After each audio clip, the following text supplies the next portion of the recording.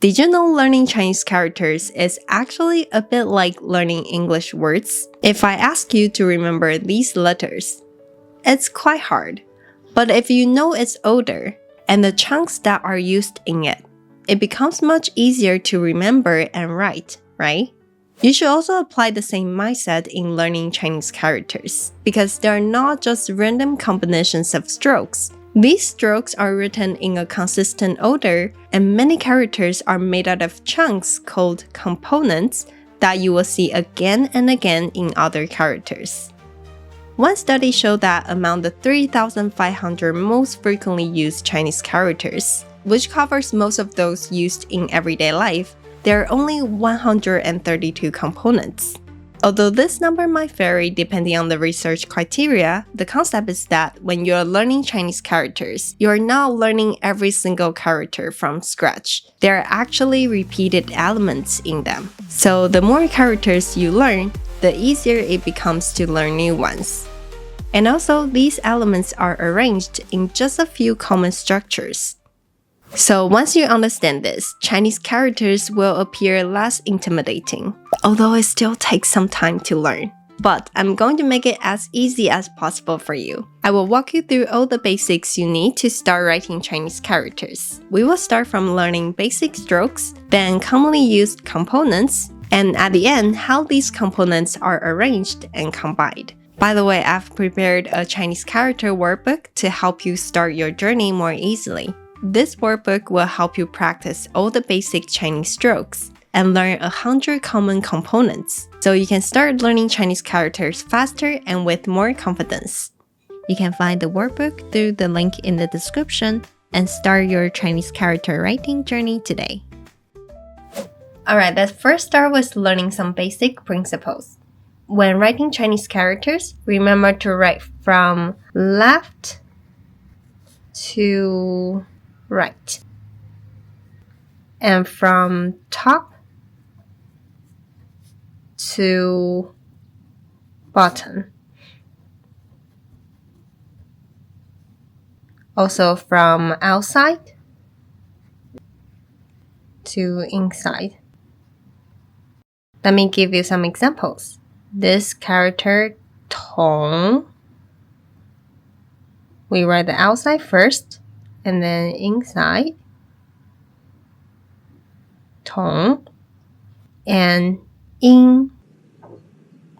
Remember, if there's an enclosing box, we close it last, like this, in. Quick side note, these are the phonetic symbols used in Taiwan. Now let's look at the basic strokes in Chinese.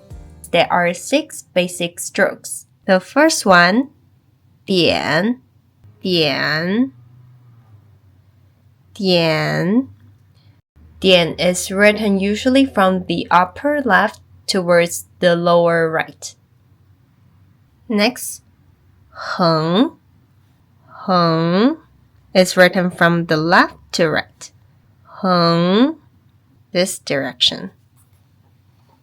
Then we have 竖. 竖 is written from top to bottom. From top to bottom. Now let's see a character that uses both 横 and 竖. 十. 十. We write the 横 first and then 竖. 十. This character means 10. And then let's look at a character that uses all these 3 strokes. 下. 下. We write the 横 first and then 竖. 点. This is 下. 下 has the meaning of down.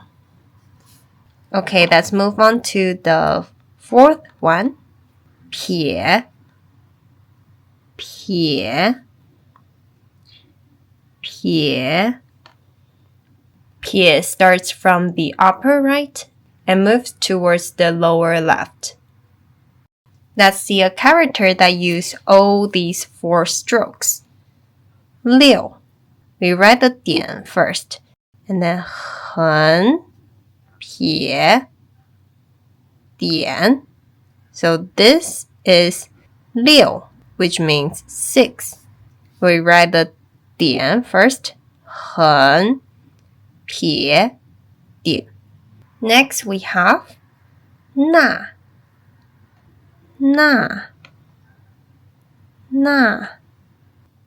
is written from the upper left to the lower right.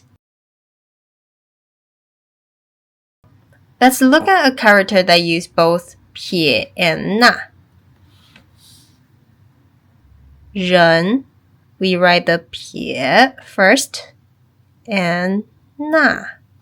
This is 人, which has the meaning of people or human. Lastly, we have 提.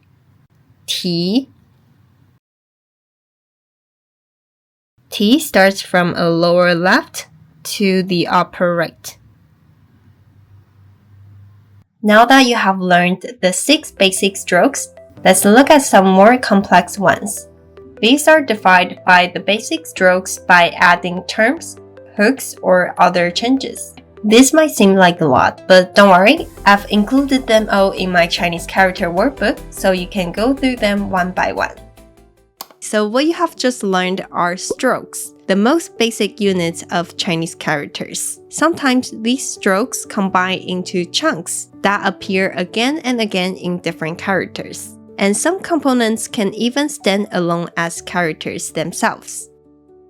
Now I'm going to introduce 10 common components to give you a general idea of how they work. The first one, 人. You can see it in the character 做.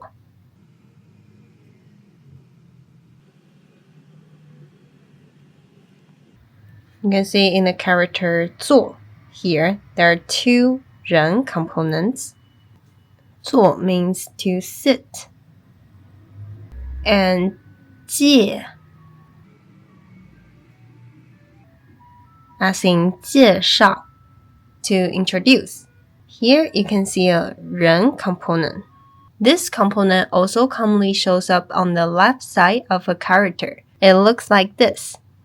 Characters like 你, you, 你, 他, and 住 all have this component. Let's look at the second one, 时. If we combine this component with the last one, then we get 什, as in 什么, what. It also appears in the character 千, 1,000. Next, 口. If we combine 口 with the last component, we can get a new character, 古. 古 expresses the idea of ancient, like 古人 is people in ancient times. Sometimes components can even give you clues about the character's meaning or sound, like 口 has the meaning of mouth, so it often suggests that the character is related to the mouth. For example, 吃 means to eat. 吃 喝 means to drink, and 唱 means to sing. And if you have noticed here, in both 喝 and 唱, you can see another common component. This one, 日 is another common component. Here are some other characters that have 日, like 晚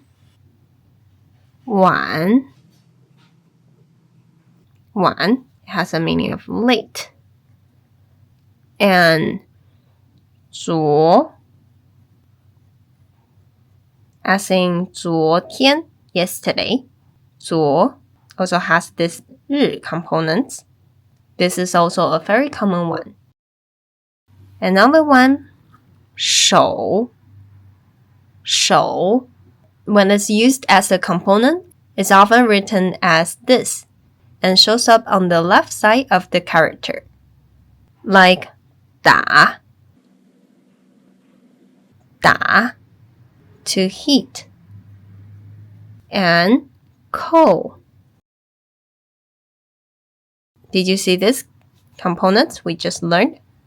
This 手 plus 口, and then we get 扣. It means to button, to deduct. But sometimes you can also say it at the bottom, like 掌.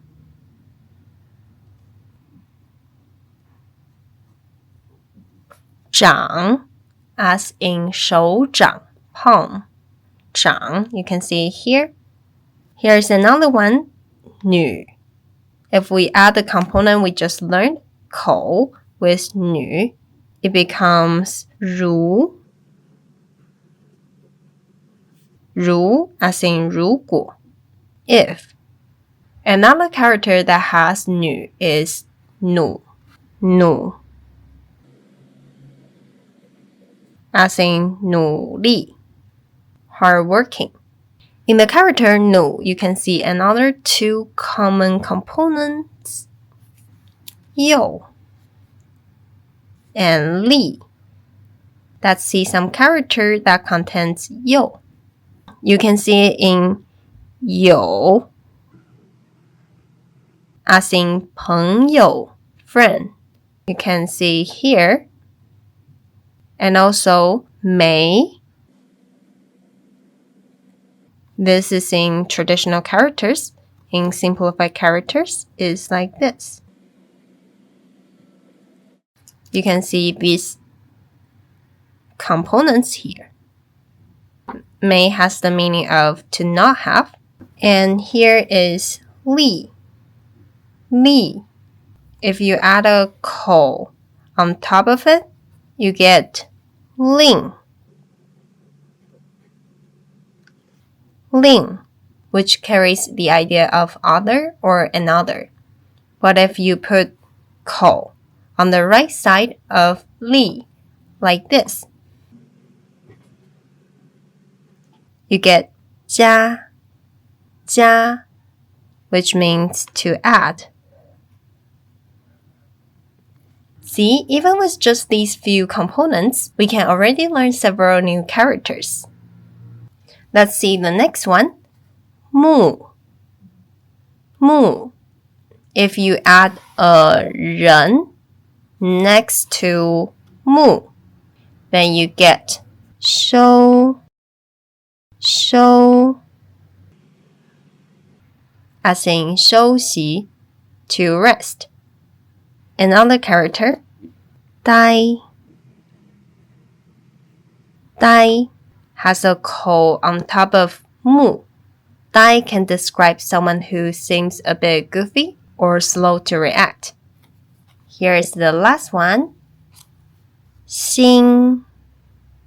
心. Here is a character with it. 想.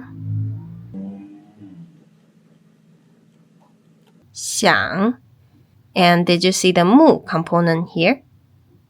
This 心 component also often shows up on the left side of a character, and it will be written like this.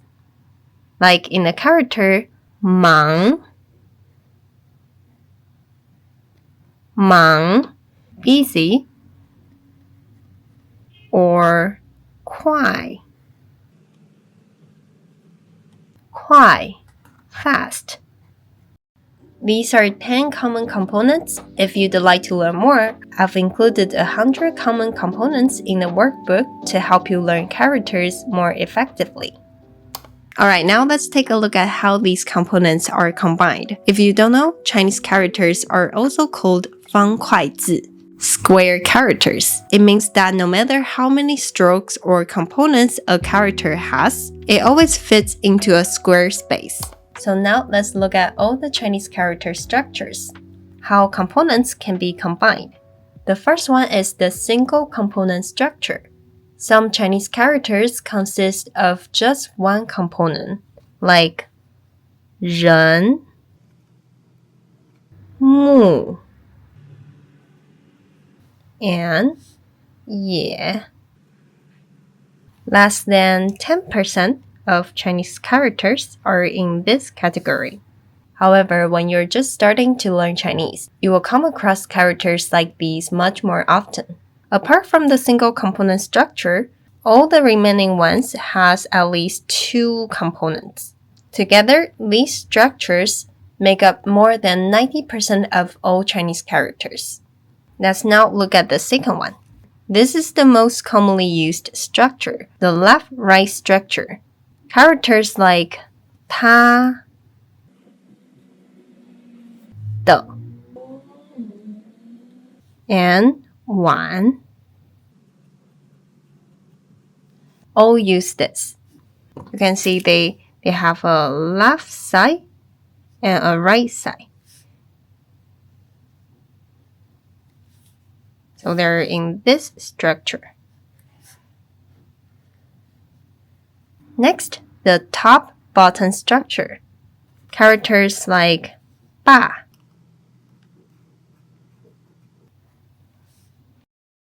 字, 字, and 早 all use this.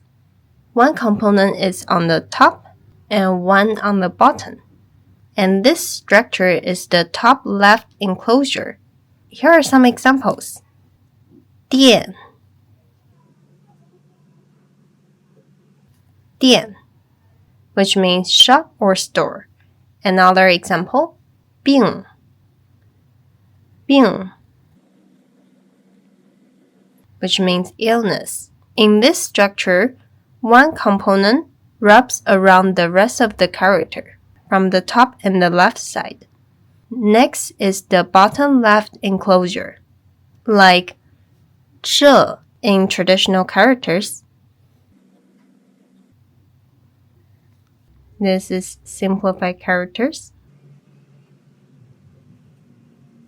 这 and 见.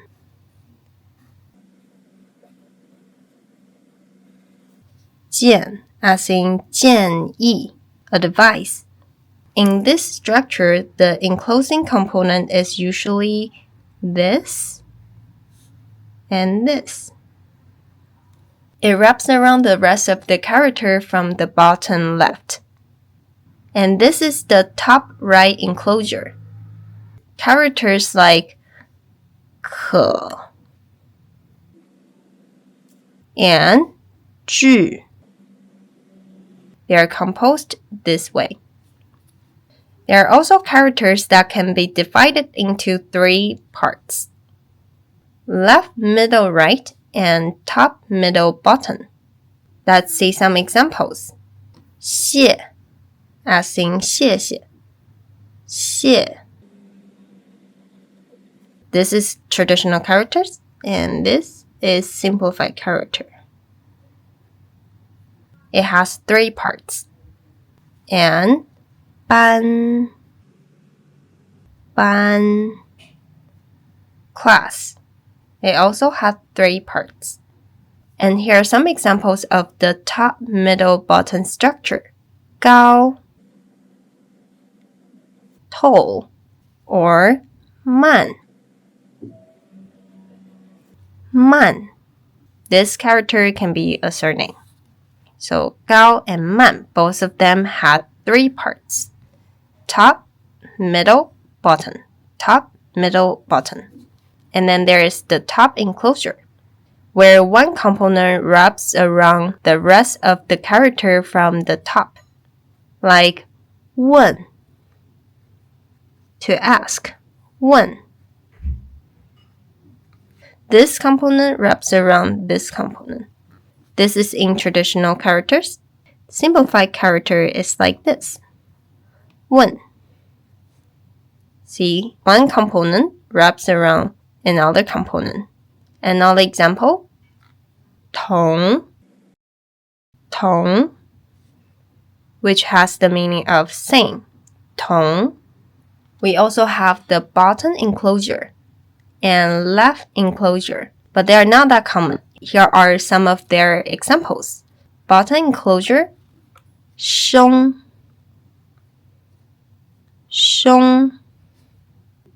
画 in Simplified Chinese. It's also in this structure. 画 to draw.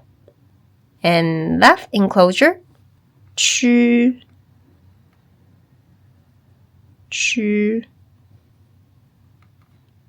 This is in traditional characters. In Simplified Chinese, it's like this. 区 It has the meaning of area.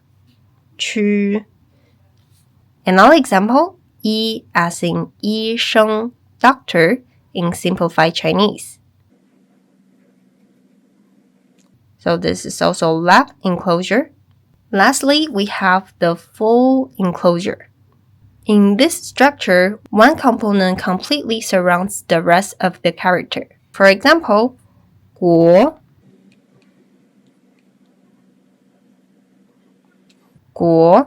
as in 国家, country. This is a traditional character. Here is the simplified one. 国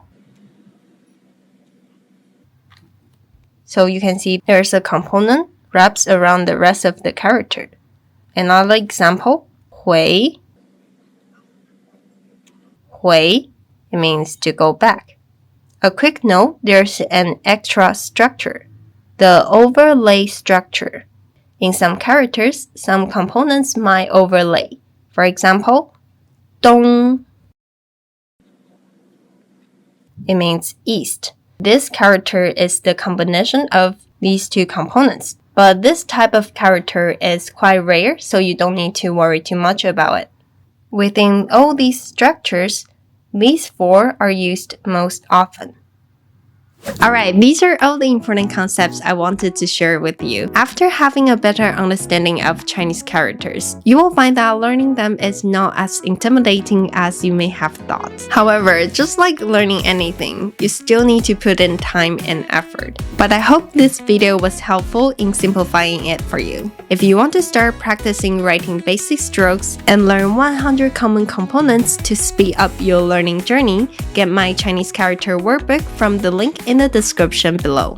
Also, if you want to practice writing Chinese characters with stroke order guidance while learning their pronunciation and meaning, I highly recommend Scritter. It's an amazing app for learning Chinese characters, and it even breaks down each character into its components. If you want to try it, I've also linked it in the description. Thank you for watching to the end. 如果你喜欢今天的影片，别忘记按赞、订阅和分享哦。And if you want to get more Chinese learning resources from me, don't forget to check the information in the description. 那我们下次见喽，拜拜。